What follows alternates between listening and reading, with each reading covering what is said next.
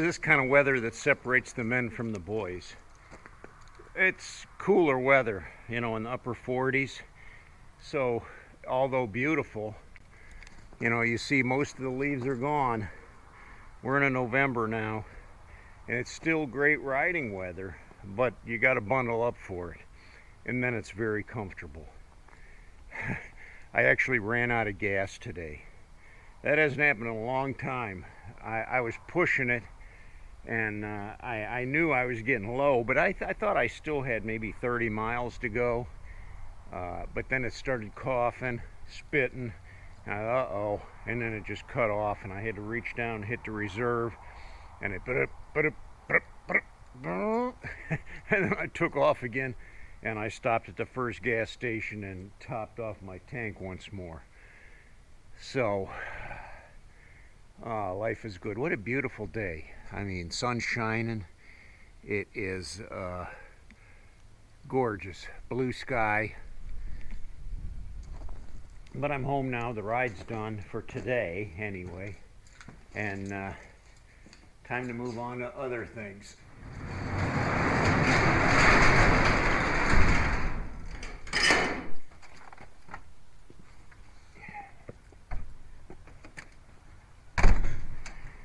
You know, not too long ago, I lost my sunglasses. These are KD sunglasses. And they're not real expensive compared to biker sunglasses. I think you can get these for probably about 15 bucks on eBay. And I like them. They're comfortable and they do the job. They keep my eyes protected when I'm on the road, and they do really well for sunglasses. But somehow I lost them a couple weeks ago. And I don't know what I did with them. I don't know where I put them or what happened to them, but I went to go riding and they were just gone. Well, luckily I have two pair because I have another pair that I keep in my truck. So I put those on. But in the meantime, I went on eBay and I ordered two pair this time. So I thought, well, okay, if I lose another pair, which I don't hardly ever lose my glasses, but somehow I had lost them. And easily got a replacement though. Well, how are all my cats doing this morning?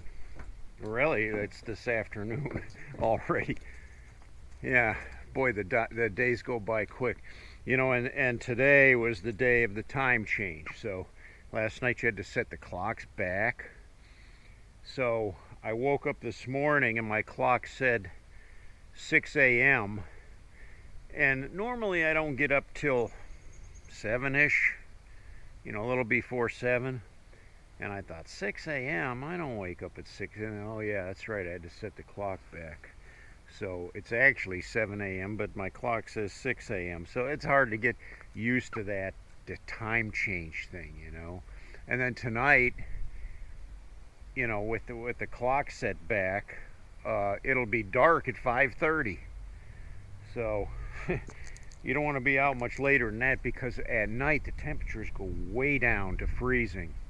You know, there's been frost on the grass in the morning, and it was plenty cold when I left this morning. I was almost thinking, had second thoughts when I got out on the road and reached 60 mile an hour. I thought, whoo, boy, that wind chill is real evident in these kind of temperatures.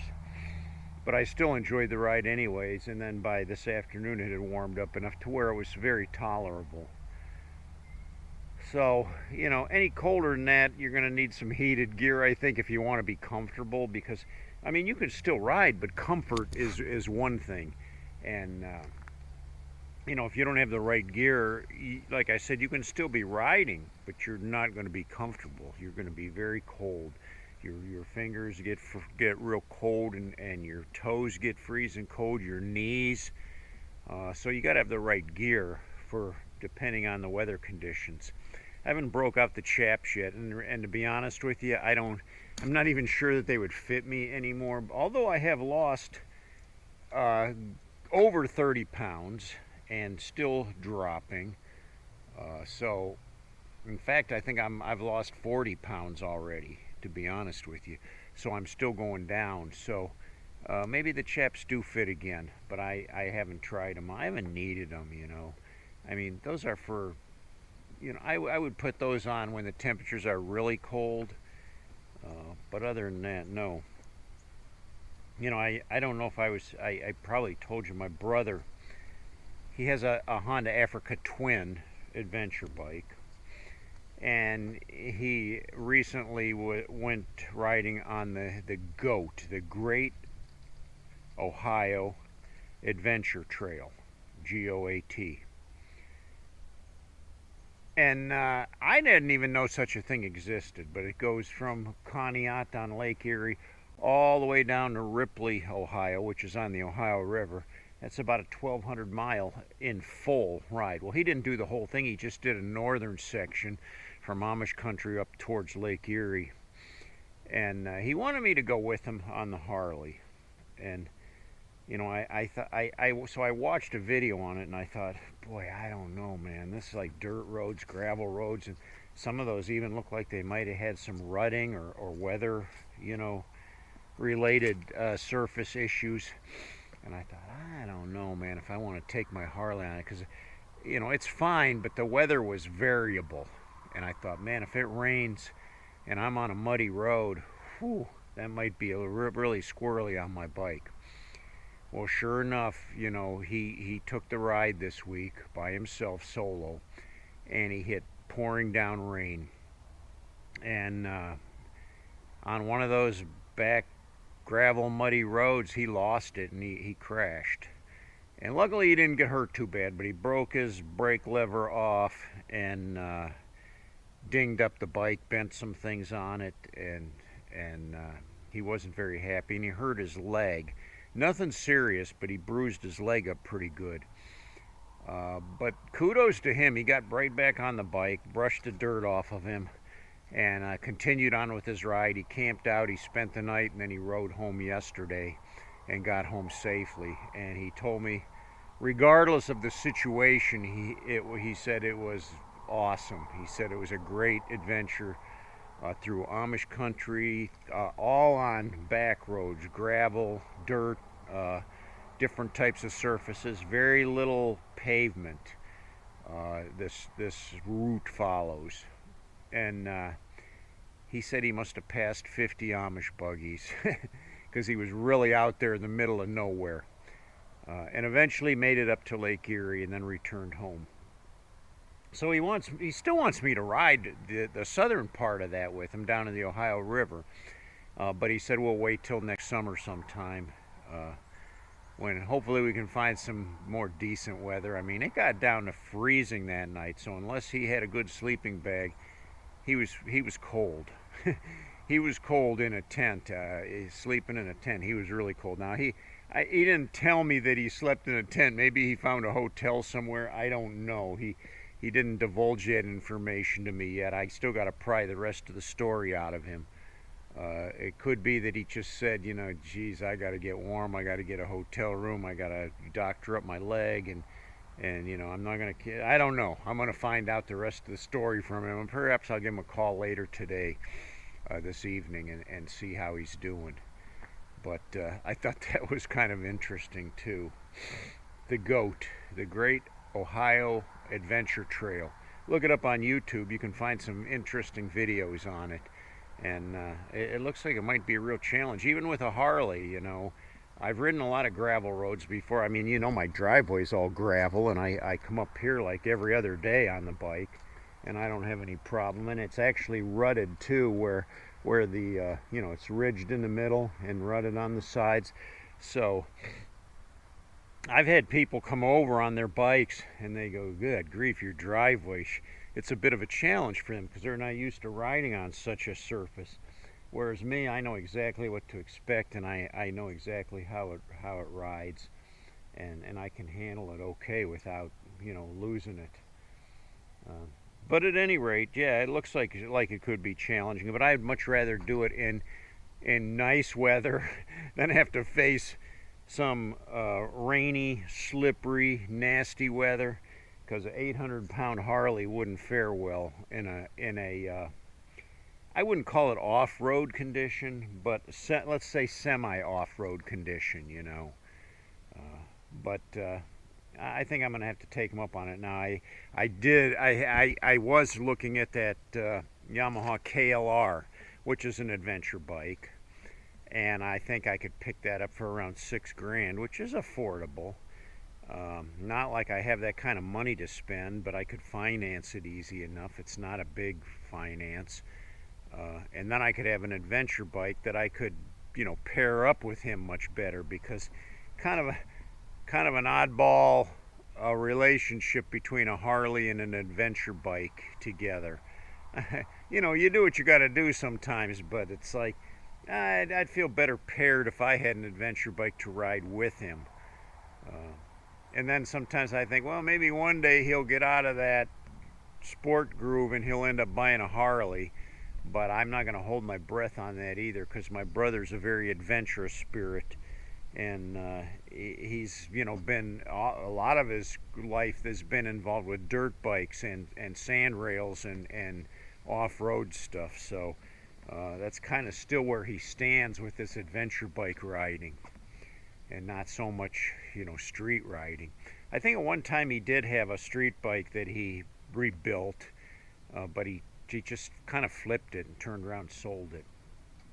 So I don't remember what that was, but it was a crotch rocket of some type. So anyway, yeah, like I said, this weather here, just riding in this kind of weather separates the men from the boys because, uh, I hooked up with some of my buddies today for a little while, and neither of them were riding. They said, "Oh no, no, no, too cold." So it's like, yeah, and these guys are bikers too. It's like, oh, good grief, it's that bad that you can't ride anymore? I mean, come on, put your gear on and let's ride. Well, I'm gonna head in the house, see what I can scrounge up for dinner. There's always leftovers in the refrigerator. Some of them I think are expired, but I think I can find something edible without making myself sick.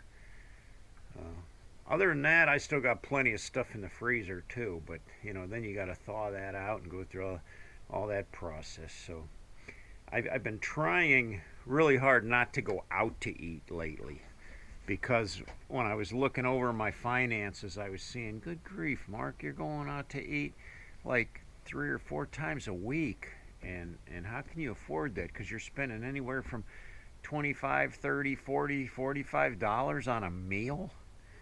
And when I can go to Walmart or the grocery store, and get the same meal for probably 20 bucks if I do it here at home. And I mean, I'm talking about a pretty good meal too, not some TV dinner. I don't eat the frozen dinners. I always cook from scratch. I use my air fryer a lot. I've used my Instapot. I use my electric frying griddle a lot. Uh, but yeah, I cook for myself every day, and never frozen foods, never those Swanson meals or pot pies or anything like that. Nah. I go for grilling a lot. I'll throw something on the grill, chicken or steak or something like that.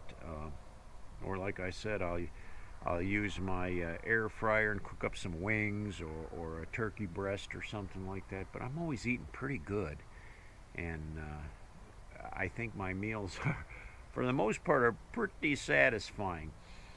The key to my diet, I've been staying away from the starches, which is pasta, rice, those kind of things.